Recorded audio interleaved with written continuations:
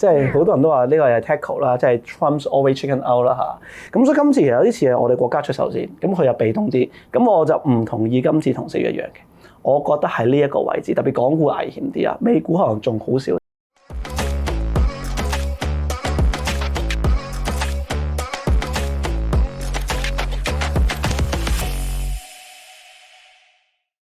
Hello， 大家好，又翻到嚟華盛證券嘅 YouTube Channel。今集快富街持有我嘅好朋友孫子上到嚟，孫子歡迎你。先生你好。係啊，難得上到嚟快富街啦。雖然我哋平時都會做一啲即係 daily 或者睇即時嘅節目，咁但係咧，我哋呢一個節目咧係唔一樣嘅，即係一嚟專訪性質啦，二嚟咧都想即係多少少深層啲嘅分析，即係講下唔係淨係即時一隻股份聽日究竟升定跌咧？呢啲你講得多啦嘛。但係成個市況啦，即係因為我哋而家嚟到都年尾啦，好搞笑又或者即係比較大家近期最關注嘅事件就係特朗普又嚟啦，佢又嚟耐唔耐發作一下啦。咁我發現大家都會覺得好似係咪4月嘅翻版咧？即係當然你睇成個股市，尤其是港股呢邊嘅走勢咧，佢係溫和版嘅，即係嗰個幅度好似細啲，係啦。咁但係你自己有冇呢個咁嘅感覺咧？我唔同意嘅，即係好多人都話呢個係 tackle 啦，即係 Trump's always chicken out 啦嚇。咁但係今次就係大家將個主客調轉咗，今次個主動出擊嘅唔係阿 Trump 咁簡單。應該咁講，阿 Trump 鋪排咗好耐，應該半年啦，同日本啊、韓國啊、歐洲啊唔同地區傾咗好耐。咁點解佢就唔同我哋國家傾咧？就因為重點係唔好傾住，最難即係最大嗰件事解決咧，我先做啲小事先，咁先至同翻其他國傾好晒啦。咁喺佢未傾未同我哋中國傾嘅時候咧，佢就估唔到中國出手先。其實呢件事係一開始係出手先，佢就講咗商務部決定咗無人機出口管制，跟住鋰電池出口技術管制，稀土技術出口管制，一開始係咁樣先嘅。所以個 storyline 唔係阿 Trump 嚟咗先，係阿 Trump 都冇時間。今次其實佢阿 Trump 有啲意想不到嘅，佢本身冇諗過咁快就去見，諗住11月頭或者韓國見㗎啦，有咩問題啫？咁但係問題就在於今日調翻轉，因為佢首先加咗一啲中國嘅船隻泊去過碼頭嗰個關稅，咁變咗其實冇錢賺啦。即係而家係中國出嘅船，包括係佢製造嘅船都要收稅。咁就呢個就商務部好快就應聲就已經反映咗，同埋一連串嘅措施。咁所以今次其實有啲似係我哋國家出手先，咁佢又被動啲。雖然佢好似主動咁樣，其實咁就係被動。今次嘅被動咧，件事又唔同講法咯。以往就係 OK，我主動啊嘛，我主動唔玩咪得咯。今次唔係啦，今次調翻轉人哋主動啊，你要被動，咁就要傾啦。咁我就唔同意今次同4月一樣嘅。我覺得喺呢一個位置，特別港股危險啲啊，美股可能仲好少少，因為美股多啲主題性嘅嘢，例如白宮佢買唔同嘅股票，咁啊機會爆咯，好似掟中咗啊，俾財神爺掟中咗咁啊升啦。咁但係港股唔係，港股見到其實係擔心嘅，市場擔心嗰個不安嘅情緒係蔓延緊，所以今次我調翻轉係直至11月頭佢哋會面之前。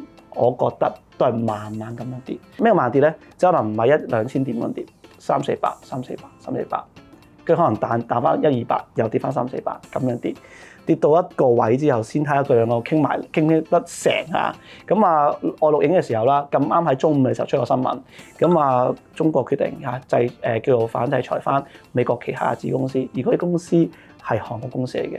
咁你見到其實成個環球冇一幸免，咁今次就真係唔同上次咁講，所以今次唔係好似4月咁樣啊，4月可能一跌急跌2-3千點，反彈得好快。今次係之前試過啦嘛，唔驚啊嘛，大家唔驚啱啦，就溫水煮蛙，慢慢跌。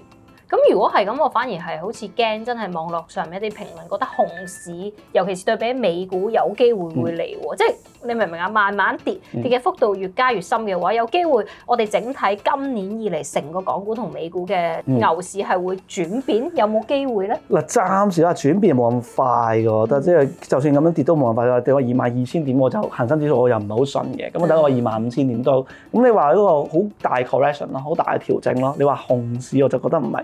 因為如果大部分勁嘅股票其實都喺個上升 trend 或者叫第二階段入邊，咁但係佢唔係真係要喺度跌緊咁樣，咁所以你話真係熊市就未見到有，咁但係佢大嘅調整或者大嘅回吐幅度係喺度，咁所以我諗我就唔會咁急啦。第四季你話睇得好淡又唔會，但可能去到12月先至開始會明朗啲。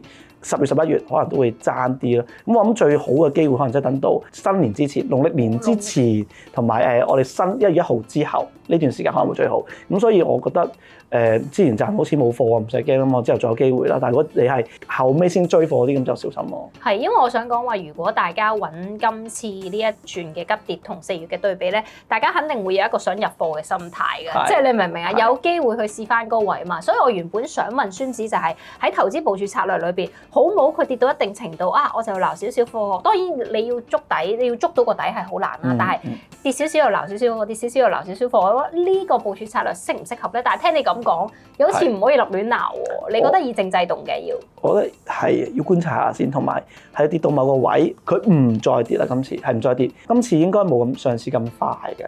今次如果假設咁樣回咧，佢個位要慢慢可能做橫行整固。個整固我相信應該會有2至3個禮拜以上，所以唔使咁急。可能喺第4季嘅季尾，即係今個第4季啦，季尾最尾嘅時候先可能出現。咁所以我諗今次就唔需要上次啦。上次錯過咗，大家就好擔心嗰次錯過啦，就變咗上次錯過咗，即係上次入唔切貨啊嘛。今次盡快貨，今次同上次係調翻轉。上次要急，今次唔使咁急。咁其實你話係咪即係咪估係估啊？即係有時都係估，但係歷史總會重演，但係唔會重複，係啦。咁所以個模式唔會重複咯。咁所以你咁嘅思維繼續諗落嘅時候，就好容易就會仲有個思維陷阱，就係個慣性陷阱入邊。上次係咁，今次係咁，但係啲嘢係唔會100%重複噶。所以我諗今次反而調翻轉，唔使咁急。好多 market 都唔使咁急添，我覺得。咁如果係啦，除咗 market 之外咧，就 exactly 係一啲板塊或者股份嘅選擇啦。因為我哋喺呢一轉呢幾個月嘅升浪升上嚟咧，其實科技股的而且確大熱不少啦。咁所以大家見到啦，一調整嘅時候咧，哇，科技股一眾都係俾人沽得好慘嘅。咁係咪應該要避開呢類型嘅股份？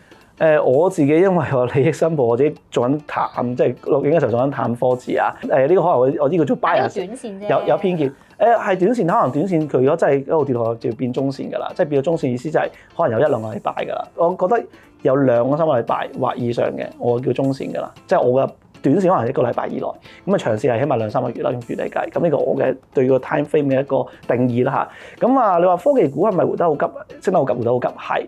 咁但係之後反彈搏唔搏佢咧？都會搏。咁因為佢喺風口入邊，同埋都唔使問㗎啦。佢繼續嗰個 DeepSeek 同埋 AI 同埋 AI 生成短視頻等等概念，都仍然係唯一嘅一啲風口位咯。咁啊搏唔搏會搏，咁但係咪全部科技股又唔係？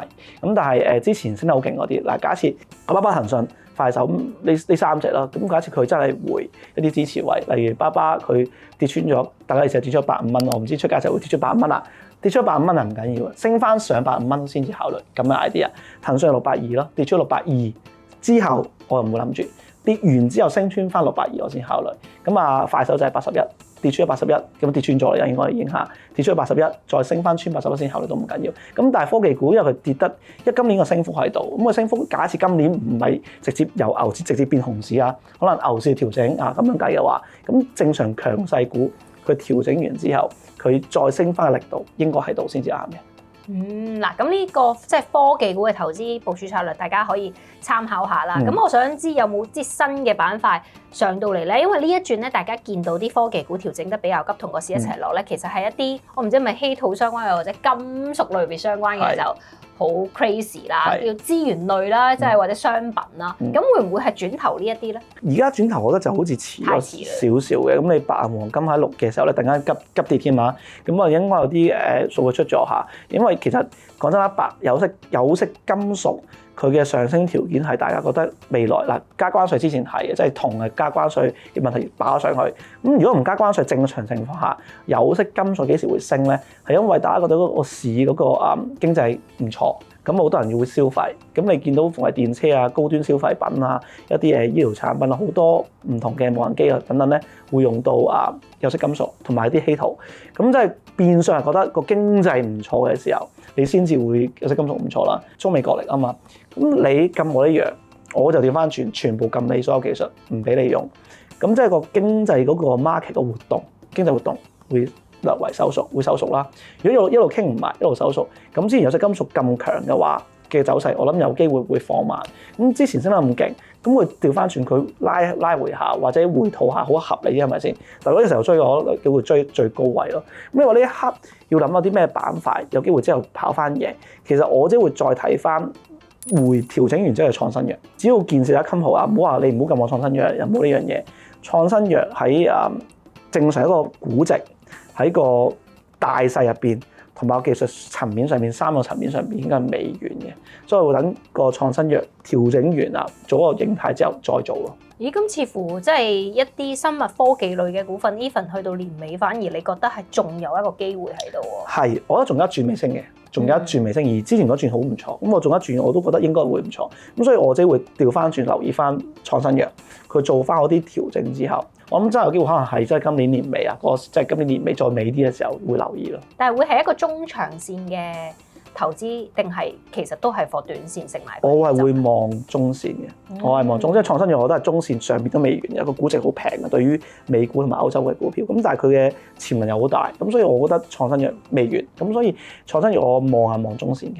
好啊，嗱，咁我哋講咗好集中，其實都係喺港股呢邊嘅一啲投資板塊裏邊啦。咁美股去到年尾啦，你會唔會做一啲調倉嘅調整咧？美股就唔多，我得翻係鋰電池啊，嗰個重點去留意啊。咁啊，同固態電池咁做咩咧？就係以前嘅電車嘅電池液態嘅，液態容易爆炸啦，即係易燃啦，而家成日都好意外啊，個功率唔高啊。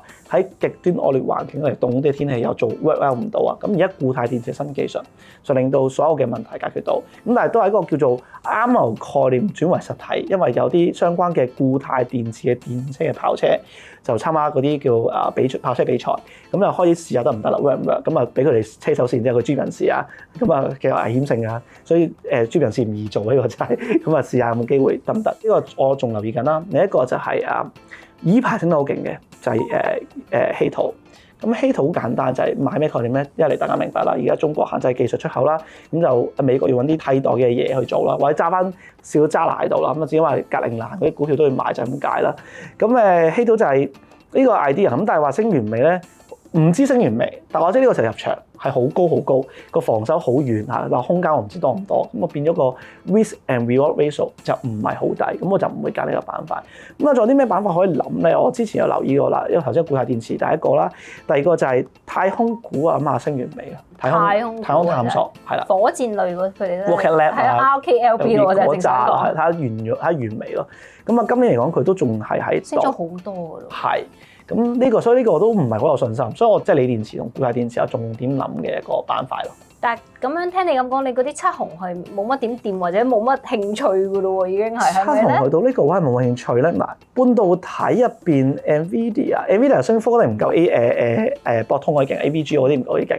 咁所以你話係咪一定要揀佢就未必喺度揀佢？即係如果你假設你普通一個我哋想炒嘢嘅，唔係資產配置，唔係一個好大嘅叫做市值需求，即係例如個股票唔夠1萬億市值，我唔俾買嗰啲，我唔係嗰啲需求，我未必會揀七雄呢個位，因為始終個指數你話去到呢個位即係納指會唔會係有機會頂咧？美股難估頂，咁但係呢個位佢的確係跌咗一棍落嚟，咁我寧願會搏啊呢個位，我寧願搏炒2、3型嗰啲2、3線嗰啲股票，而佢同大市相關度比較低嗰啲，再資金嗰啲，我寧願做嗰啲，因為我驚大型嘅七雄有機會呢個位可能慢慢啲大資金啊開始出貨，慢慢獲利平倉都唔奇，咁所以我會寧願揀嗰啲小型嗰啲去搏，咁但係搏都係搏㗎咋嚇，即係呢個時候有啲升咗好多啦已經，咁係搏㗎啫，咁所以風險要小心咯。如果大市最尾美股真係慢慢轉弱，弱到真係穿咗24,000嗰啲位啊，納指期貨咁就要小心嚇，咁嗰時就可能連嗰啲都搏唔到啦。因為我本身就係想問你係咪覺得七雄真係風光不再啦？聽你咁講，即係連你都未必會揀佢先啦。不再又，我諗呢個時候做就好似太，即係佢個估值值博率唔高啊，冇錯。咁又風光會不再咧？我諗Nvidia 除非你話成個 AI 產業萎縮嘅啫，咁就未必會不再嘅。不過冇以前咁搶手，應該咁講係嘛？即係佢只係留喺高位啫，即係冇以前大家死搶爛搶，即係跌1-2%都要衝入場嗰種風光。或者佢最好等佢 drop 落嚟之後再嚟睇冇嗰次咯，一日嗰次咯。好啊，咁嗱，今集唔該晒孫子啦，因為我哋係好詳盡講晒喺年尾究竟講美股，大家仲可以點樣部署？希望同大家繼續盡快致富嘅呢一個目標啊！咁啊，如果中意我哋呢集內容，記住 like、comment 同埋 share 俾更多嘅朋友仔啦！咁啊，放心，我哋未傾完嘅，下一集咧再畫多啲有關孫子兵法出嚟啊！下集再見，拜拜。